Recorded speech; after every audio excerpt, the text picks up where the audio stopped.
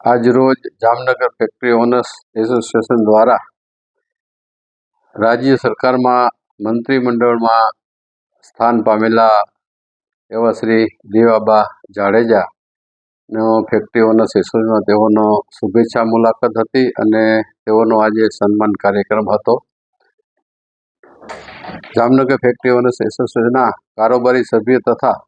તેમના સંલગ્ન એસોસિએશનો દ્વારા તેઓનું આજે સન્માન કરેલું છે અને બધા મેમ્બરો સાથે રહી અને રેવાબાનું સન્માન કરેલું. જામનગર ફેક્ટરી ઓનર્સ એસોસિએશન તેઓનો આભાર માને છે